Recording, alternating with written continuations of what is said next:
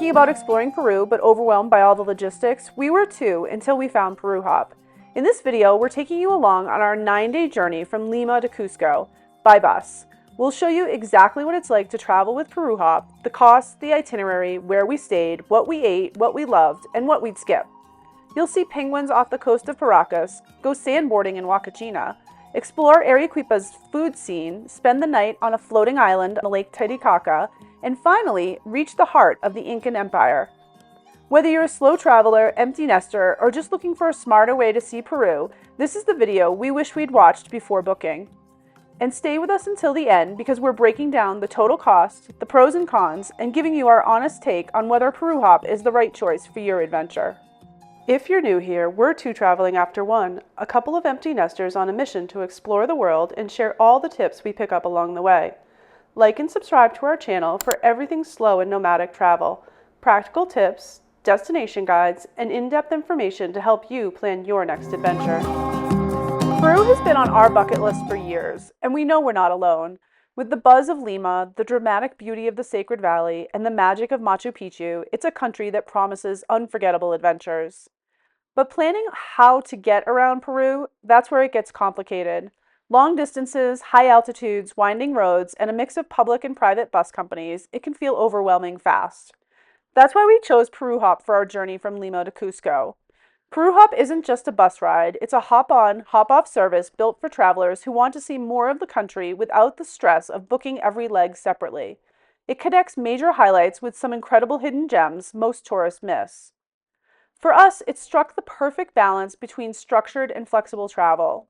We didn't have to worry about safety, reliability, or logistics. The route hit everywhere we wanted to go and had the option to spend extra time in places we love most.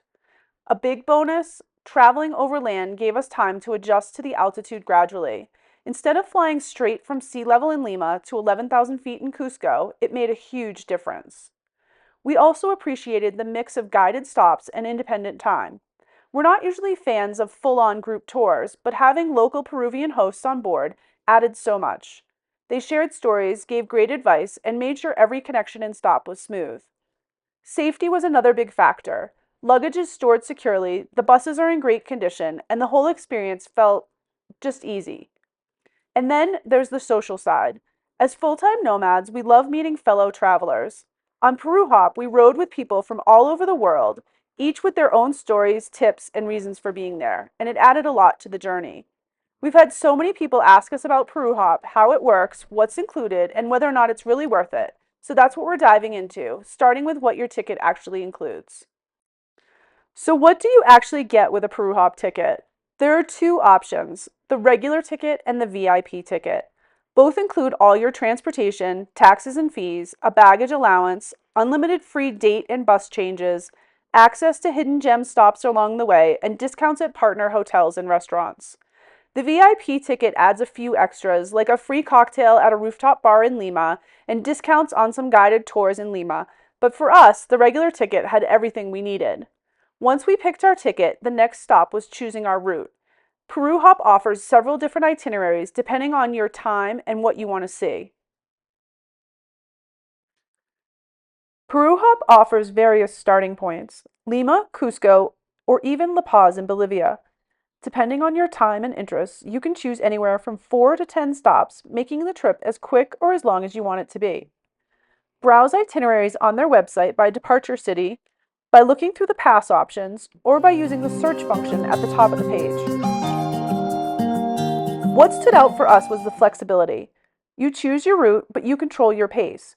Stay a night or a week in each place, it's entirely up to you. The ticket's valid for an entire year, and all of the rescheduling happens through the app. To develop our plan, we started on the Peru Hop website, clicked on our recommended trip plan, chose a start date, and viewed the pre-developed itinerary. We used this as a base and customized it to fit our needs by researching the destinations, how long we wanted to spend there, and then reviewing the Peru Hop bus timetables. To find the timetables, select the ticket option and then scroll down to view the bus schedules to get started on customizing your trip. In Arequipa, we decided to spend 3 nights instead of 1. In Puno, we stayed overnight on the Uros Floating Islands, while others just stopped by for the afternoon. In Paracas, we slowed down and explored more rather than rushing through. Booking and managing the trip was simple. We picked a pass based on our route, downloaded the app, and controlled everything from there: departure dates, hotel pickups, itinerary changes. In the app, click on the trip itinerary and then the leg of the trip, and you'll see your pickup time and date. There'll be an option here to update, so you can make changes up to 24 hours before and change your plans. You can lock in your entire schedule up front or just wing it and update as you go. All they ask is that you confirm changes at least 24 hours before your ride. Once we chose and purchased our ticket, we added our planned itinerary to the app, saved it, and then we were good to go for our entire journey. Another perk we loved was hotel pickup. No taxis, no bus stations, no additional cost. Just hop on at your front door. One tip we do have is that Peru Hop does not pick up everywhere. You are choosing from a drop-down list of available locations on the app. Be sure to look at the list before booking your accommodations to make sure there's a pickup point nearby. We had no issues, and for most stops, we were picked up directly at our hotel. It's just something that you want to make sure you check when you're booking. Each bus had a local Peruvian host who shared stories, gave tips, and made sure that every stop ran smoothly. Our tickets included some great activities too: the Paracas National Reserve, a Pisco vineyard tour, the Nazca Lines viewing tower, and the Chincha slave tunnels. We also added on a few extras: a boat tour to Ballestas Islands, Dune Buggy, and Sandboarding in Huacachina. And in places like Arequipa, Puno, and Cusco, we planned some activities independently, like walking tours, museum visits, and exploring Machu Picchu on our own. We'll share the links to all of our tours in the description below. The whole system was impressively well organized. Buses had reclining seats, USB chargers, blankets, and bathrooms. Guides were available on WhatsApp, food stops were all pre-arranged, and the luggage was secure the entire time. While the crowd skewed younger, we were pleasantly surprised to meet other travelers in their 50s and 60s. Most buses were quiet and comfortable, and the energy was friendly but not rowdy. One good thing to know: if you stay extra days, you'll meet new guides and fellow passengers at each stop. For us, that made the trip even more interesting. Up next, we'll walk you through our entire 9-day itinerary, where we went, what we did, and what we thought of each stop. Our Peru Hop adventure officially began. We had an early start with a 7 a.m. pickup just a block from our Airbnb in Lima. The bus was clean and comfortable with reclining seats, USB chargers, and a bathroom, though it's only for number one. There was no Wi-Fi on board, but the guides were helpful and informative, passing out menus for the upcoming food stops and offering details on optional tours. About 90 minutes into the ride, we made our first stop for breakfast at Mirasur Restaurante. For 19 soles, we grabbed fresh baked bread filled with local flavors and papaya juice. A simple, satisfying start, because no good adventure should begin on an empty stomach. From there, we continued south to Hacienda San Jose in Chincha Alta, one of the most powerful stops on the trip. This free tour, included with our Peru Hop ticket, offered a deep look into Peru's colonial past and the Afro-Peruvian heritage. The hacienda has a long history, including time under Jesuit ownership, and was severely damaged during a devastating 8.0 earthquake. Today, it's one of the few estates of its kind still standing and is now being preserved by the Peruvian government. One of the most striking parts was what lay underneath it: an underground tunnel system. Originally designed for protection, these tunnels were later used to punish enslaved people. Cramped and pitch black, they were built to prevent escape. Some rooms for storage, others for quarantine or punishment. The ceilings were so low it was impossible for the enslaved, who were taller than the Spanish, to stand upright. Walking through them was a sobering, visceral reminder of a painful legacy. The tour ended on a lighter note with a complimentary shot of Pisco, Peru's national spirit, and after that, we were back on the bus. We reached Paracas around 1 p.m. It's a small coastal town, and Peru Hop has a single drop-off and pickup point at Hotel Los Frailes, which also acts as the main meeting spot for the tours in the area. On the way, we were given the option to join a group buffet lunch for 50 soles or to find food on our own in town. We're at the first stop on our Peru Hop bus tour. We're in El Chaco, which is also known as Paracas. This is a small beach town just south of Lima. We're going to be spending 2 nights here. We're excited to explore this town and find out everything it has to offer. We stayed at Paracas Guest House, just a 5-minute walk from the drop-off. It cost $85 US for 2 nights and included breakfast. Our room was on the top floor with a small balcony and a fan. The bathroom was clean, with good hot water. The hotel also had a quiet courtyard with a small pool. Breakfast was basic but perfect: eggs, toast, fruit, coffee, and juice. After checking in, we took a stroll around town and walked along the beachside promenade.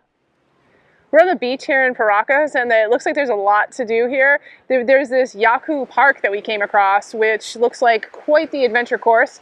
You can pay for 45 minutes to go run through it. You have to wear socks, and we've been seeing people go through it all day long. It's been pretty interesting. Not something we're up for, but it does look like it's fun.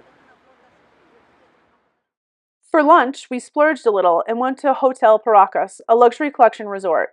Even though we weren't guests, we were able to enter after checking in with the security guard. The grounds were stunning, with ocean views and beautiful open-air restaurant on the dock. It was an ideal place to relax, especially around the golden hour. We ordered a ceviche and 4 pisco sours, two of Peru's most iconic treats. The total came to 264 soles, definitely on the pricier side, but the setting and experience made it well worth it.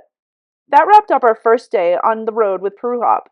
Comfortable travel, powerful history, and the first taste of life on Peru's southern coast. Next, we're off to explore the Ballestas Islands and the Paracas National Reserve, two of the area's top highlights. After a great night's sleep and a delicious breakfast at our hotel, we were ready to kick off the day's adventures. We've booked a tour to the Ballestas Islands, which are known as the Poor Man's Galapagos. These islands are off the coast of Paracas here. They have Humboldt penguins, sea lions, a plethora of seabirds, and it's supposed to be quite the spectacle to see with a wide variety of wildlife. So we're excited to check it out. Let's go. The Ballestas Islands tour was an optional add-on to our Peru Hop ticket and cost $19 per person. You can book it in advance through the Peru Hop app, like we did, or buy it on board from your guide. Since we stayed an extra night in Paracas, we had the option of the 7 a.m. or the 10 a.m. departure. We chose the later one for a more relaxed morning. If you're only staying one night, you'll automatically do the earlier tour, followed by the Paracas National Tour Reserve visit before leaving at noon. The boat ride took about 40 minutes each way, with around 30 minutes of sightseeing around the island. Each boat fits about 50 people, and while the legroom was tight and the life jackets were required the entire time, the experience was absolutely worth it. One of the first things we saw was El Candelabro, a massive geoglyph etched into this hillside. It's 160 meters long, older than the Nazca Lines, and remarkably well preserved. No one knows its really true age or its purpose, but some believe it was a navigational guide. A combination of volcanic minerals and coastal wind keeps it visible after centuries. As we approached the islands, we were surrounded by wildlife: penguins, sea lions, and thousands of seabirds. We learned the sea lions can rotate their flippers to climb the rocks, and only females and pups cry. The mothers recognize their babies by the sound. Males, meanwhile, spend most of their energy battling for territory. The Humboldt penguins were nesting high on the rocks during their molting season. They can't enter the water while molting, so they stay up high, away from predators like sea lions. Their nests are made out of 75% guano, and their eggs hatch after 40 days. The islands themselves are constantly shifting due to tectonic activity. Some will eventually disappear. Natural arches and formations like Jesus Christ Arch have been shaped by wind, waves, and earthquake over thousands of years. We also saw Peruvian pelicans and black Peruvian gulls. Guano from the seabirds is collected by hand under government regulation and is still used as fertilizer across Peru. We learned that from December to March, male sea lions don't eat at all. They're too focused on mating and defending their harems. After giving birth, females can become pregnant again within 5 weeks, and by week 4, they're already teaching their pups how to swim. If a pup stays too long, the male might attack or eat it, so instincts kick in fast. On the return trip, we hit a little sea spray and chilly wind, but thanks to the covered boat, it wasn't that bad. We would have loved more time at the islands, but even so, it ended up being one of the biggest highlights of our trip. Back in Paracas, we wandered around town and found one of our favorite souvenirs, a sticker for 9 soles, which we paid for in cash. For lunch, we found a small, locally owned restaurant run by an artist. It felt like eating in someone's home, laid back, friendly, and full of flavor. We ordered the ceviche and the chifa, a Chinese-Peruvian fusion dish. Everything was fresh and delicious, and well worth the 140 soles. Just a note, this restaurant was cash only. After lunch, we stopped at a convenience store to stock up for the next leg of our trip. We grabbed cookies, wine, soda, water, a bottle of pisco for 127 sols. Later, we returned for a few more basics, water, soda, and ice, for another 12 sols. With the afternoon heat setting in, we headed back to our hotel to cool off in the pool and relax for the next day's adventure. Tomorrow, we'll visit the Paracas National Reserve and one of the most surreal, stunning landscapes on Peru's coastline. We started the day at 9:45 a.m., meeting at Hotel Los Frailes with all of our bags, ready to continue our Peru Hop journey. Because we stayed an extra night in Paracas, we joined a new group with a different guide, which we actually enjoyed. It gave us a chance to meet more travelers and hear new perspectives. The bus was similar to our last one: comfortable seats, USB chargers, a small bathroom, again, number one only, and no Wi-Fi. Our first stop was the Paracas National Reserve, one of the most surreal landscapes in all of Peru. This otherworldly coastal desert made us feel like we had landed on another planet.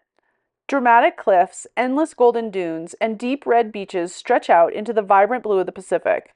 The contrast of colors was simply stunning. The 2-hour tour included 3 scenic stops where we could hop off the bus, take photos, and learn more about the reserve. If you're visiting independently, you can enter with a car or a scooter for just 11 soles. Millions of years ago, this entire area was underwater, and over time, tectonic shifts pushed the land up, forming the vast desert that you see today. One of the highlights was Playa Roja, or the Red Beach, one of the few places on Earth where the red sand meets the sea. The reserve is also home to over 200,000 migratory birds, and thanks to 3 intersecting ocean currents that create a rich marine ecosystem. After the tour, we returned to the meeting up point to pick up some more passengers before heading toward Huacachina around noon. Along the way, we stopped at a vineyard for a pisco tasting and lunch. This was definitely the most touristy stop on our itinerary so far. The tasting was informative, but it came with a sales pitch and some drinking games, which were not really our scene. For lunch, we shared a chicken fajita dish and had 2 bottles of water. The total came to 51 soles, and they accepted credit cards. From there, we continued on to Huacachina, a tiny oasis town surrounded by enormous sand dunes. Traffic getting into town was heavy, so after arriving around 4 p.m., we had to walk a short distance to our hostel since the bus couldn't navigate the narrow roads. After arriving, we checked into the Wild Rover Hostel, the official Peru Hop drop-off and pickup point in Huacachina. Our private room with a bathroom was 166 soles for one night. Check-in took a bit of time because of a line, but once we got our wristbands, we headed to our room. It was clean and had a fan, but no exterior windows, just one that opened to a central courtyard. The bathroom had plenty of hot water, a large shower, and the bed was comfortable. Huacachina is known as a party town and an adventure destination, and Wild Rover, very much the center of the party scene. The music didn't stop until 4 a.m., and if you're looking for quiet, there's definitely more peaceful options nearby. Since we only had one night there, we dropped our bags and headed to the Carolina Lodge for our 4:30 p.m. dune buggy and sandboarding tour. This is Huacachina. It's a oasis town in the middle of the desert, surrounded by enormous sand dunes. There's a lot of activities that you can do here, from sand buggying to skiing to snowboarding to sandboarding, and it's going to be an interesting place to explore. We're here for one night. We booked our dune buggy and sandboarding tour through Peru Hop for $19 per person, but you can also book it independently or on the bus. This was easily one of the top highlights of our entire Peru trip. Before we even reached the dune buggies, we had to hike up steep sand dunes, about 10 to 15 minutes of effort, so something to consider if you have knee or mobility issues. Then the real fun began. The dune buggies took off like roller coasters across the sand, flying over the hills and tearing through the valleys. It was wild, bumpy, and exhilarating. For sandboarding, instead of standing, we rode down on our stomachs. It gave us the best speed and control. Definitely the way to go. Just be careful of the sand burn on your elbows. This experience does take some effort, getting in and out of the buggies, hiking up the dunes, and of course, flinging yourself down sandy hills. But the adrenaline rush and the sunset views over the desert made it completely worth it. If you're doing this tour, we recommend bringing sunglasses and a face covering for the sand, and a light jacket for the cooler evening air. After the tour, we grabbed 2 pisco sours for 40 soles and watched a dancing contest at Wild Rover Bar before dinner. Wild Rover offered a barbecue dinner of 50 soles per person, which included a hamburger, chicken leg, sausage, a cold pesto pasta salad, and it also came with an hour of free drinks, vodka pisco mixed with soda juice or sparkling water. Later, we walked to a nearby store for bottled water for 6 soles and strolled around the town. Huacachina is small and easy to explore on foot. It's laid out in a circle around the central lagoon. Back at the hostel, the party went late into the night. We were glad we had earplugs. If we return, we probably would stay somewhere quieter. Others in our group who stayed at the 6-person dorm said the rooms were hot and they had no exterior windows and only basic fans. Huacachina is a must visit if you love adventure, but if the party scene's not your thing, one night is probably just right. We started our last morning in Huacachina with a breakfast at Bamboo House, a small, peaceful spot that offers lodging. Compared to our party hostel, it felt like an oasis within the oasis, and we'd absolutely recommend it for someone looking for a quieter stay. Breakfast was hearty and just what we needed before another travel day. We ordered an Americano-style breakfast with eggs, bacon, toast, butter, marmalade, juice, and coffee. We also tried their French toast and bacon paired with green juice and more coffee. The total came to 64 soles. After eating, we took a relaxed walk around town, soaking up our final views of the lagoon and grabbing a passion fruit ice pop from a street vendor for 2 soles. We also stocked up on bottled water for 6 more soles before heading out. Legend has it that a siren lives in this oasis, and men need to be careful to avoid her call.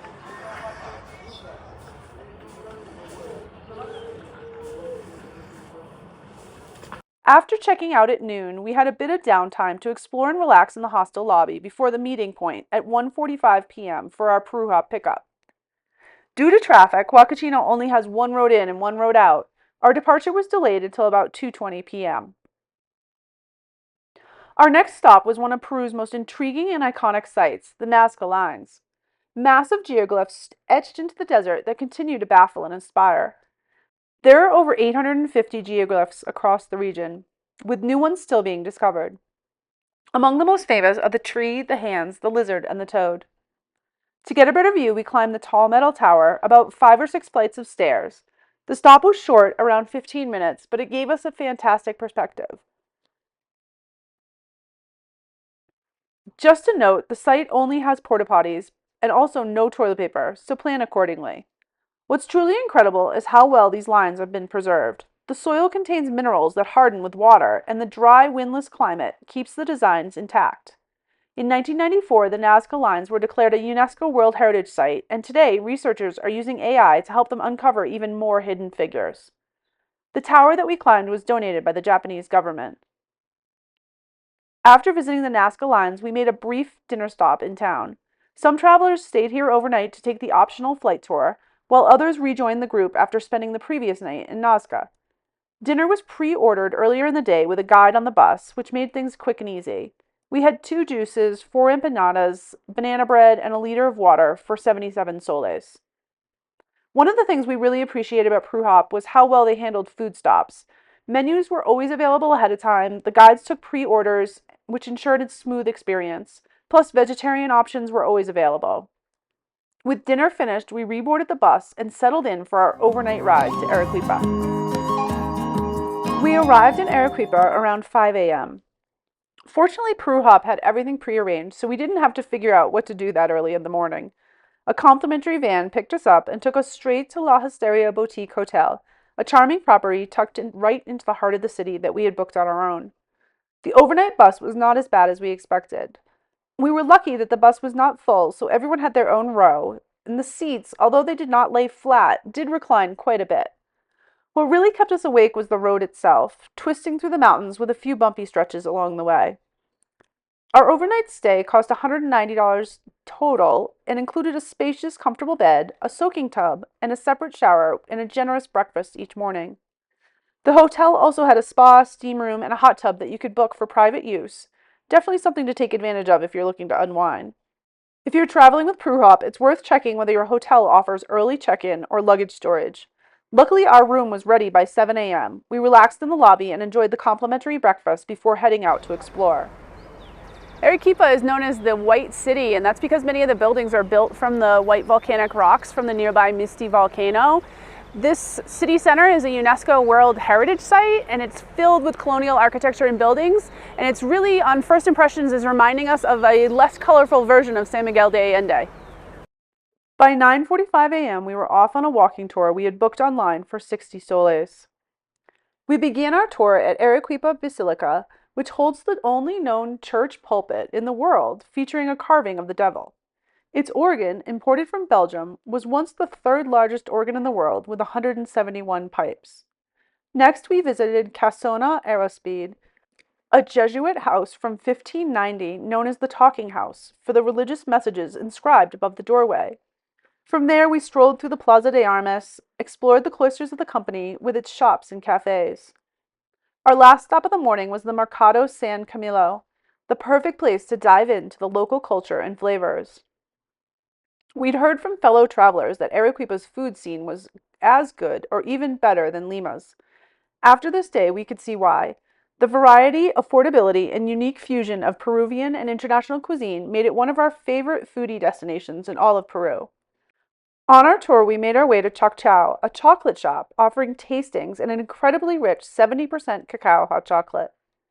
At Misty Coffee, we tried more chicha beer and a refreshing Peruvian salad called a saltilito.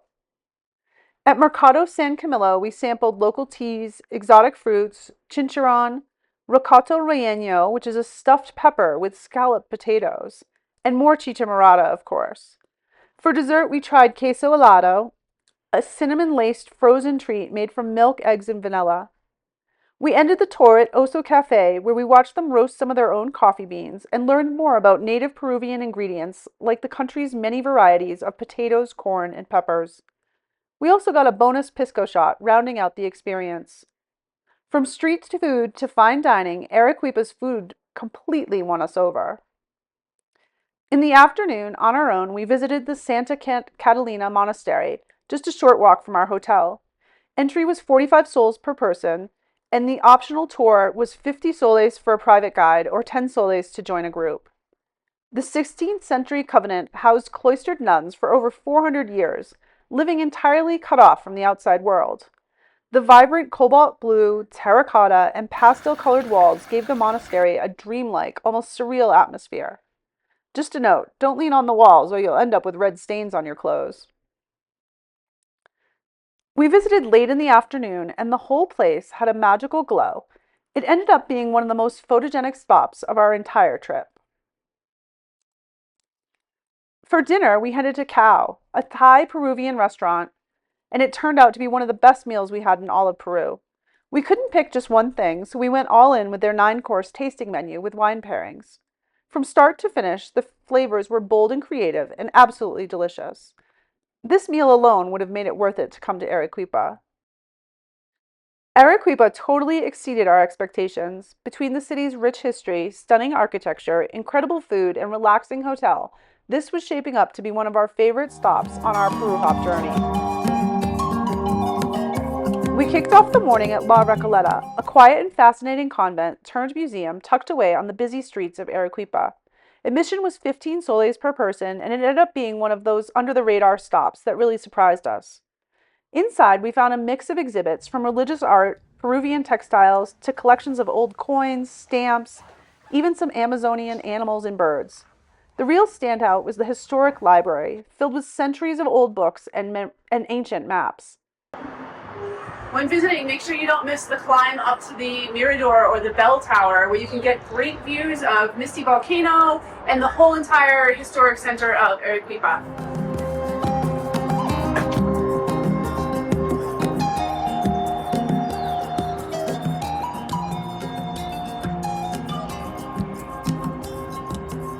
From there, we headed to the Yanawara district, a peaceful neighborhood known for its mirador or scenic lookout and traditional charm.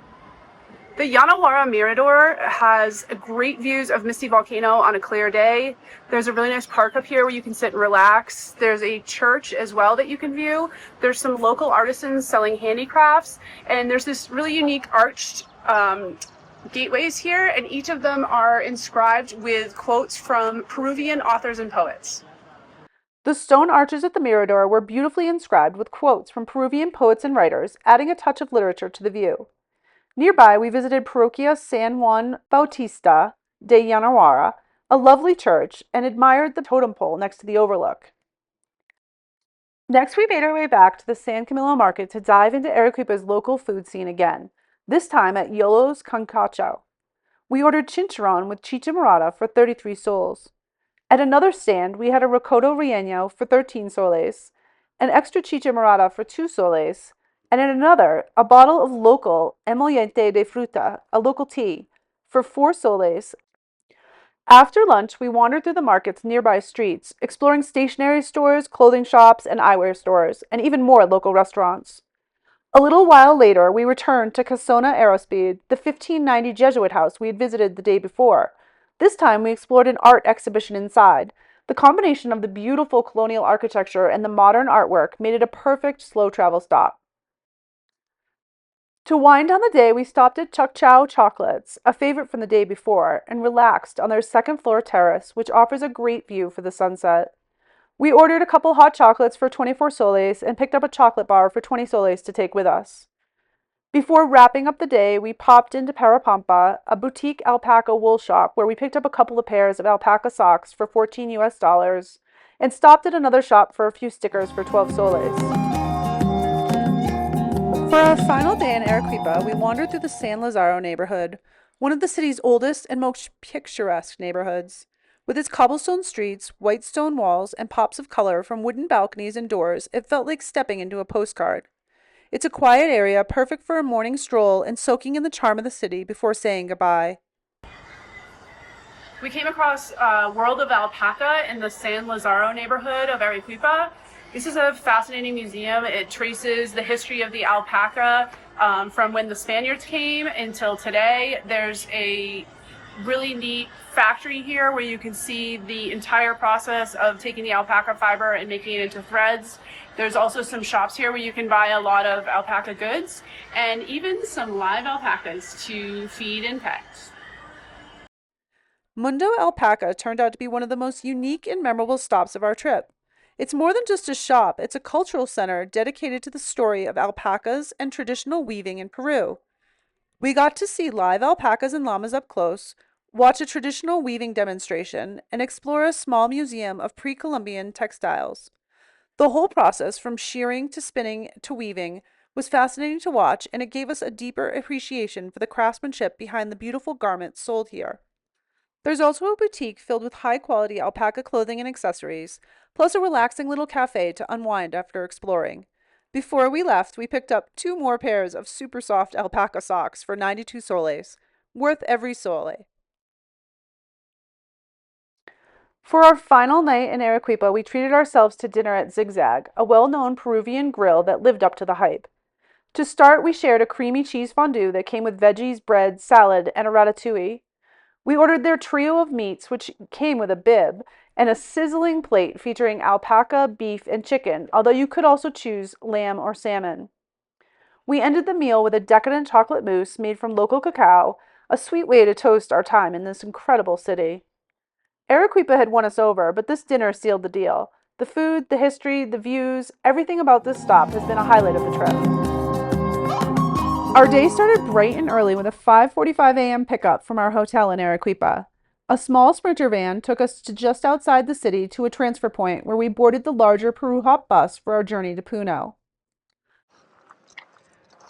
We're here at a rest stop on our way to Puno, and we are at 12,000 feet, and you can definitely feel it. The views were stunning, rolling blue lakes and distant mountains, but at this altitude, we could definitely feel the effects of the elevation. A few vendors were set up selling handmade crafts, coffee, snacks, and there were bathrooms available for 1 sole. Though they were very rustic outdoor porta potties, just something to keep in mind. When we arrived in Puno, we had the option to choose our drop-off location. We selected Lucky House, the Peru Hop meeting point, that made it easy for us to grab a cab and head straight for the Uros Reed Islands. Puno itself is busy, somewhat chaotic city with narrow streets and lots of brown brick buildings. It's not the most picturesque stop on the route, but Lake Titicaca is where the magic happens, especially when you visit the Uros Floating Islands. These man-made islands have been home to the Uros people for generations, Everything, from the houses to the boats to the very ground beneath their feet, is made from totora reeds that are harvested from the lake. Every few months, they add new layers of reeds to keep the islands afloat, a tradition passed down over centuries. The Uros Islands on Lake Titicaca are home to around 2,000 people. There's about 80 of these islands out here in Lake Titicaca. Each one is made from reeds that they harvest from along the edges of the lake. They use blocks of soil that they build into a base for this island, and about 25 of them are connected together, which creates an island. And then about every 3 months, they need to add new reeds on top to make the island. It's been really great to visit here. We got to visit with a local family, see a little bit of how they live out here, and we spent the night on one of these islands. We booked our stay through Airbnb for $65 US, which covered a private room on a reed island for the night, but there were a few additional costs. A taxi to the port was 20 soles, the boat ride to the island was 20 soles, and an island tour for 40 soles. The island tour gave us a deeper understanding of how these islands were built and maintained.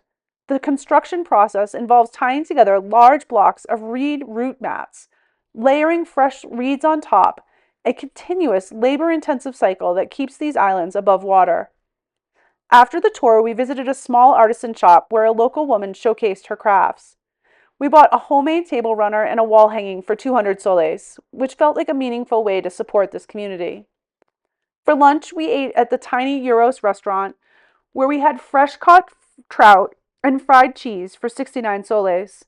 They did accept credit cards with a small fee, but we paid in cash.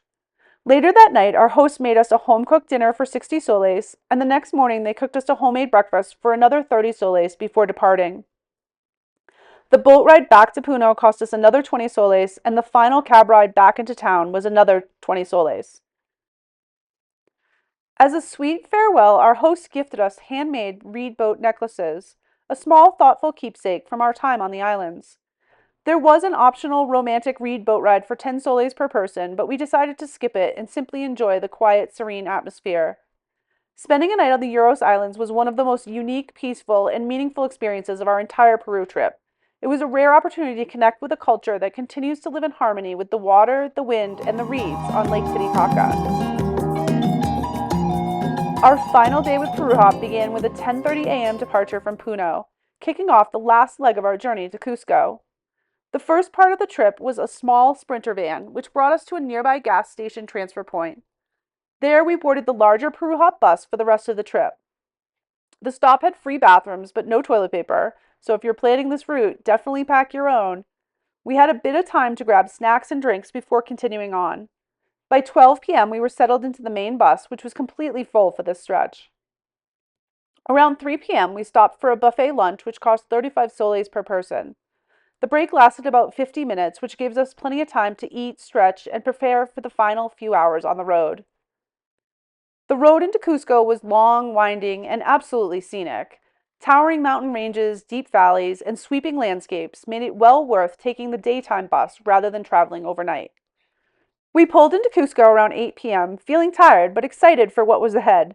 Peru Hop had complimentary taxis waiting at the bus drop-off, so getting to our hotel was quick and easy. This day was all about the transition, from the calm of Lake Titicaca to the energy of Cusco and the heart of the Inca Empire, and our jumping-off point for exploring the Sacred Valley and Machu Picchu. So after 9 days of traveling with Peru Hop, what did it all cost? Our Peru Hop tickets for 2 people came to $459.90.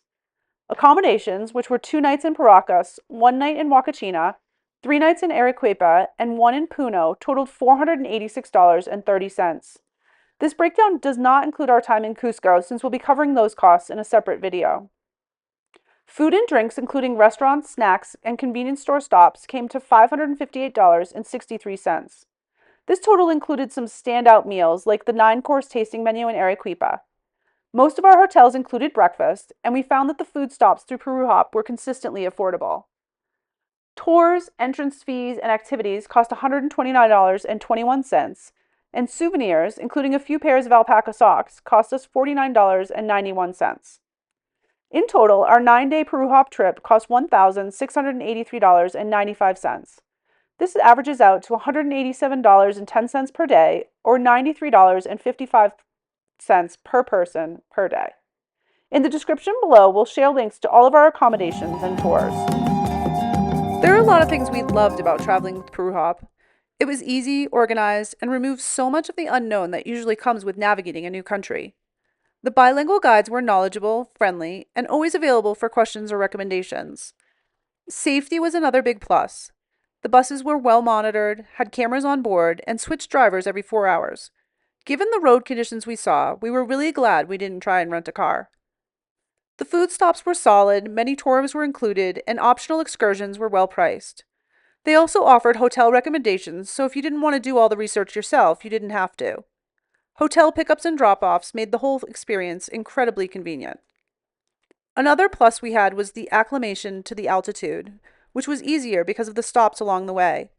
Going from Arequipa at 7,600 feet, to Puno at 12,500 feet, to Cusco at 11,000 feet, and then when we finally got to Machu Picchu at around 8,000 feet, we didn't feel it at all.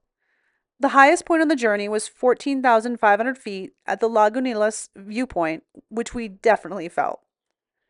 Of course, there were a few drawbacks. Some buses were newer than others and better equipped than others. A few travel days were long, and although USB ports were available, there were no regular outlets, so not all electronics could be charged. Most buses didn't have Wi-Fi, entertainment was limited, and the bathroom access was restricted to number 1 only. Some of the roads, although through the mountains, were bumpy and winding, making for beautiful views, but it could be tough if you're prone to motion sickness. If that's you, we would definitely recommend packing Dramamine or motion bands just in case. Food options were tied to the scheduled stops, so there wasn't a lot of freedom to choose where or when you eat. And while the route covered a lot, they didn't go everywhere, so you may still feel the need for extra transport to reach some destinations. Overall, the buses were comfortable, but depending on the time of year and the route, they could get crowded, and some travel days definitely felt longer than others. For us, Peru Hop was definitely faster paced than our usual travel style, but we still really enjoyed it. We were often the oldest people on the bus, but everyone was friendly, and there was a great mix of travelers from Australia and Europe on vacation. It was a little more structured than we're used to, especially with set food stops and planned locations, but the flexibility to stay longer in places and explore independently gave it a nice balance between guided and independent travel. Peru Hop also gave us access to places we might not have discovered on our own, and we felt safe and supported the entire time.